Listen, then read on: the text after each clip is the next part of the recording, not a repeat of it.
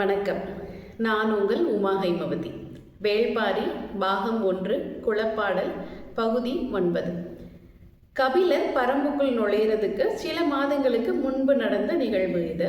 பாரி அவருடைய மனைவி ஆதினி பொதினி மலையின் குலமகள் இவள். அவருடைய 2 மகள்கள், மூத்தவள் அங்கவை, இளையவள் சங்கவை. இப்படி 4 பேரும் அருவி குளியல்ல இருக்கிறாங்க. கீழே உணவு தயாராகிக்கிட்டு இருக்கு. அருவி குளியல் முடித்து முடியை உணர வைப்பதற்காக பாறை மேலே நின்று உணர வைத்துட்டு இருக்கிறாங்க. இப்போ பாரி ஒரே திசையில் ரொம்ப நேரமாக பார்த்துட்டு இருக்கிறாரு. இதை பார்த்த அங்கவைக்கு சந்தேகம், என்ன இவ்வளோ நேரமாக ஒரே திசையை பார்த்துட்டு இருக்கிறீங்க அப்படின்னு அங்கவை கேட்கிறார். நீ தான் சொல்ல அப்படின்னு திரும்பாமலே கேள்வி கேட்கிறார் பாரி. பாரிக்கும் அங்கவைக்கும் உள்ள தொடர்பு எப்படின்னா, பாரி நினைப்பதை அங்கவை சொல்வாள், அங்கவை நினைப்பதை பாரி செய்வார். இப்படிப்பட்ட ஒரு உணர்வுபூர்வமான பிணைப்பு இவர்கள் இருவருக்கும் இருந்தது. ஆதினிக்கே இந்த பிணைப்பை நினைத்து சில நேரங்கள் ஒரு ஆச்சரியம் எழுவது உண்டு. இப்போ பாரி என்னன்னு சொல்ல அப்படின்னு கேட்ட உடனே ஆதினி பதில் சொல்றா, பறவைகளோட ஒலி நிறைய கேட்குது, அதில் ஏதாவது ஒரு பறவையோட ஒலியில வேதனையின் சாயல் இருந்திருக்கும், நீங்க அதைத்தான் உற்று கேட்டுட்டு இருக்கிறீங்க அப்படின்னு ஆதினி சொல்றா. உடனே அங்கவை இல்லை அப்பா வேற ஒன்றை பார்த்துட்டு இருக்கிறாரு அப்படின்னு சொல்ல உடனே ஆதினிக்கு ஒரு செல்ல கோபம். அப்படி என்னது அவர் பார்த்தார், நீ எதை பார்த்தா என்ன சொல்லுங்களேன் அப்படின்னு கேட்க, அங்கவையுடனே அங்கே ஒரு சந்தன வேங்கை மரம் தனித்து நின்றுக்கிட்டு இருக்கு இல்லையா, அதை தான் அப்பா பார்த்துருப்பார் அப்படின்னு சொல்லிக்கிட்டே அங்கவைக்கு ஒரு வெட்கம் வருது. ஏன்னா சந்தன வேங்கை மரம் காட்டின் காதலின் அடையாளம். இது நம்ம முருகன் வள்ளியின் காதல் அந்த பகுதியில் பார்த்துருப்போம், ஞாபகம் இருக்கு இல்லையா.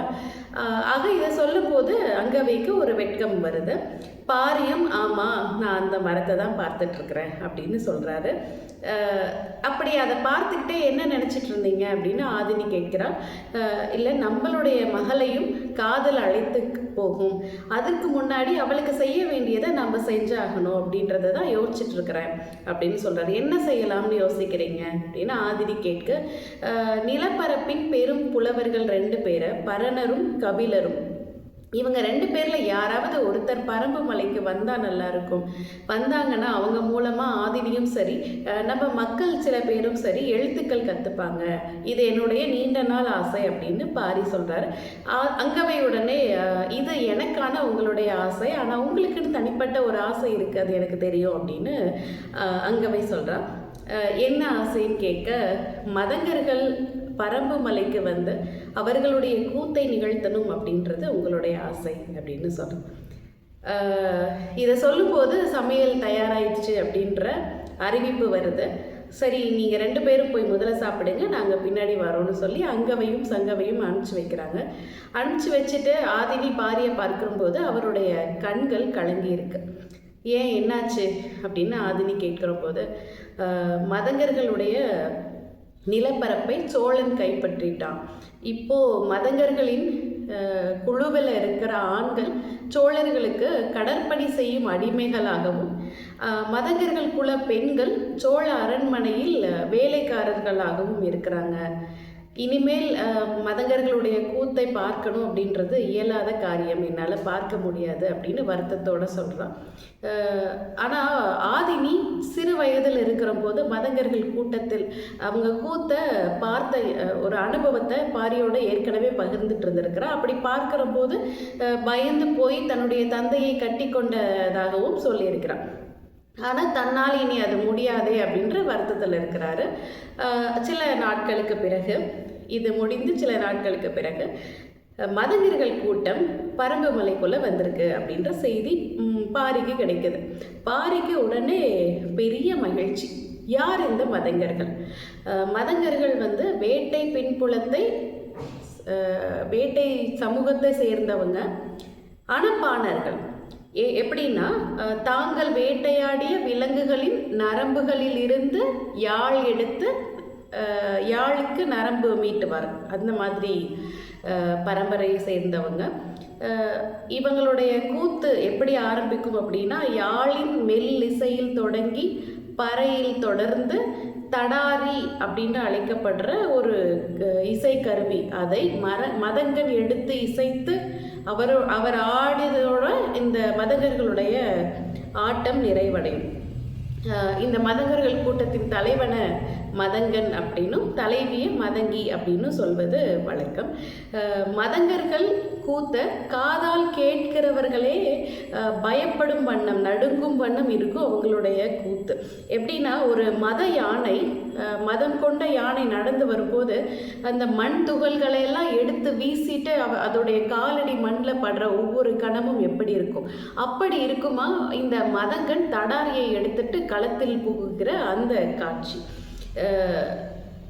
மதம் பிடித்த யானை மதம் அடங்காமல் தன்னுடைய நிழலையே கொம்புகளால் குத்தி குத்தி கிழிக்கிற போலதான் மதங்கன் தன்னுடைய காலை முன்னும் பின்னும் வைத்து ஆடுற அந்த ஆட்டம் இருக்கும் அப்படின்னு சொல்வாங்க. ஆக அந்த மதங்கர்கள் இப்போ பரம்பு மலைக்கு வந்திருக்கிறாங்க. அன்றைக்கு நள்ளிரவில் கூட்டம் கூடியிருக்கு. பரம்பு மக்கள் எல்லாரும் அந்த அவையில் இருக்கிறாங்க. பாரியின் வலது பக்கம் ஆதினியின் வலது பக்கம் சங்கவை உட்கார்ந்துருக்கிறா. பாரியோட இடது பக்கம் அங்கவை உட்கார்ந்துருக்கிறா. மற்ற தேக்கன், முடியன், மற்ற மக்கள் எல்லாருமே அந்த சபையில் இருக்கிறாங்க. இப்போ மதங்கர்களுடைய கூத்து தொடங்குது. யாழின் இசை மீட்ட ஆரம்பிக்கிறாங்க. அப்புறமா பறை ஒலிக்க தொடங்குது. இப்படி இசை, இந்த பறை இசையிலேயே கொஞ்சம் கொஞ்சமாக காடு அதிர ஆரம்பிக்குது. அந்த நடுக்கத்தை எல்லா மக்களும் உணர தொடங்குறாங்க. இந்த கணத்தில் திடீரென்று யாருமே எதிர்பார்க்காத வண்ணம் மதங்கன் தன்னுடைய தடாரியை எடுத்துக்கொண்டு தடால் என்று பூமியில் இறங்குறான். ஒரு கூத்து போக போக அதனுடைய உக்கிரம் அதிகமாகும். இது எல்லாரும் உணர்ந்தது. ஆனால் தொடங்கும் கணத்திலேயே உக்கிரம் அதிகமாக இருக்க முடியும் அப்படின்னா இந்த மதங்கனுடைய ஆட்டமாகத்தான் அது இருக்க முடியும். இந்த மதங்கன் தடாரியோட உள்ள நுழைஞ்சது தான் அந்த மத யானையின் கால்கள் மண்ணில் பதிஞ்ச போல ஒரு நடுக்கத்தை பூமியில் கொடுக்குது. இதை பார்த்த உடனே சங்கவை பயந்து அலறி ஆதினியை கட்டிக்கிறா. அப்போது அதை பார்த்த பாரிக்கு ஆதினி எப்படி சிறு வயதில் தன்னுடைய தந்தையை கட்டி கொண்டிருப்பாள் அப்படின்றத உணர முடிந்தது. இப்போ மதங்கன் தன்னுடைய கால்களை முன்னும் பின்னும் வச்சு ஆடுறான். நிலத்தில் ஊன்றி ஆடுறா. அந்த ஆட்டத்தை பார்க்கறதுக்கே ஒரு பயங்கரமான ஒரு உணர்வு அங்கே இருக்கிற மக்கள் எல்லாருக்குமே உருவாகுது. இப்படி மதங்கன ஆட்டம் ஆடி மயங்கி சரிவதோடு அன்றைய ஆட்டம் நிறைவுக்கு வருது.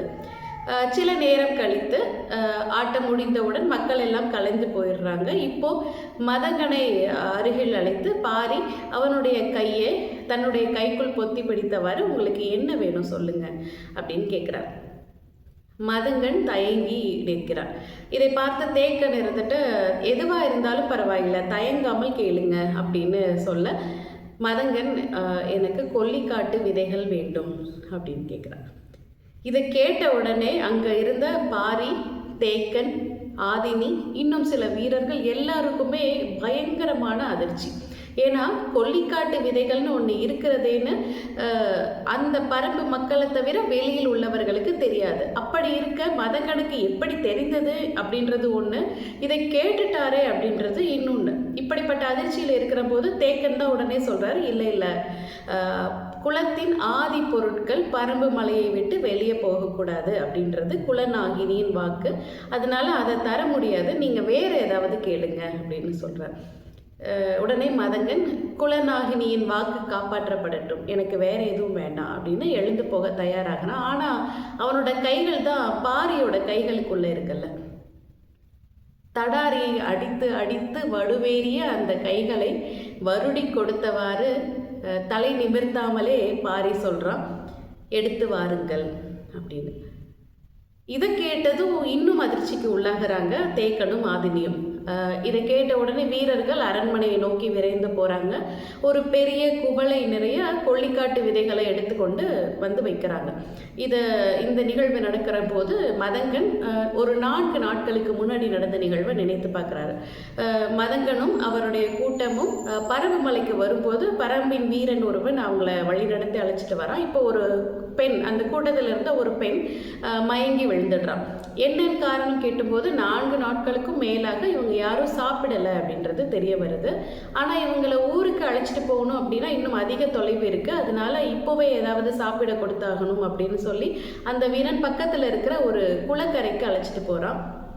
இப்போது அந்த குளக்கரையில் இருந்து மீன் பிடிக்கணும், தண்ணி எடுத்து கொடுக்க முடியும். ஆனால் மீன் பிடிக்கணும் அப்படின்னா அவன்கிட்ட எந்த ஆயுதங்களும் இல்லை.